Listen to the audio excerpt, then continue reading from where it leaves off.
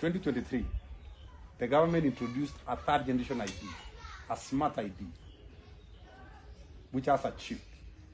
The government has been trying to introduce this smart ID for the last close to 15 years. Kibaki tried, he failed. Uru tried with Ruma number, he failed. This is the 5th time we are doing this, to introduce a third generation ID. So the ID we have now is the latest technology ID. And this ID, when we've configured it, or rather when we looked at it, we wanted to meet the international standards. We wanted an ID which has a technology that is modern. And that is why we introduced an ID with a chip. And this chip, according to international standards, has a time span that it expires. That at some point you cannot read the chip.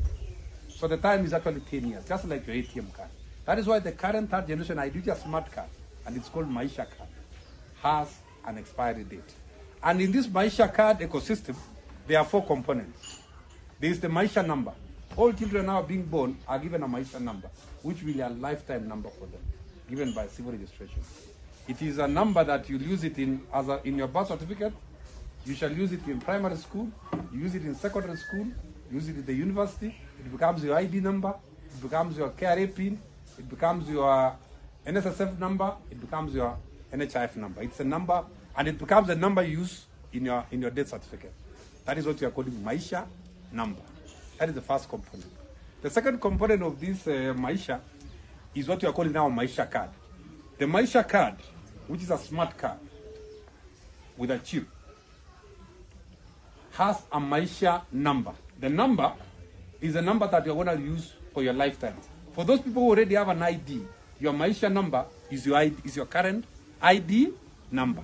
So when you go now and replace your ID card, you are no longer given the 2nd generation card. You are given the 3rd generation card with a Maisha number, which is your current ID number. The third component is what we are calling Maisha digital. If you don't want to carry your ID around, you can use your phone. That ID can be put in a phone that you can be able to use to transact business in the bank, everywhere.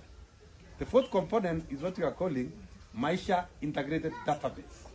We now have a database connecting the entire government, connecting to KRA, connecting to NHIF, connecting to education, everywhere.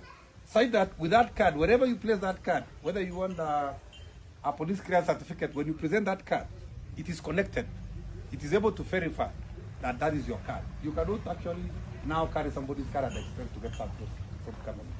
So I want to say that what we have done is to improve on the card we have right now. And by the way, this issue of expiry date is not unique to Kenya. Uganda, Tanzania, Rwanda, Ethiopia, all these countries have cards which expire because that is the requirement of the UN, that you have to meet the international standard. Unless you have a card which is just local. This card is international. It meets all the international requirements. And by the way, when you go back to get the replacement, you don't have to pay. It will be the same number. It's only that because of the chip, which you can only read after 10 years, is when now you can be able to replace. So, ladies and gentlemen, I think it is not about money. It's not about any hidden agenda. It is not about 6066 because of some bishop have been telling me it's like this is going to be like 666. It is nothing to do. I am a Christian. I am an Anglican. I go to church. How can I give you guys? If I was somebody who doesn't go to church, then you can say, well, it's like this number is going to be like the number of the last days. It is that the government wants the data of everybody to be unified, and that so that we can be able to check on crime, we check on whoever is going to what building. Then we need to have a unified database for all data about everybody in Kenya, whether it is citizens, children born, refugees, immigrants, all this data will be in one pool. And everybody can be checked. If you go to wherever, they know this is you coming here. Thank you very much. I hope I've explained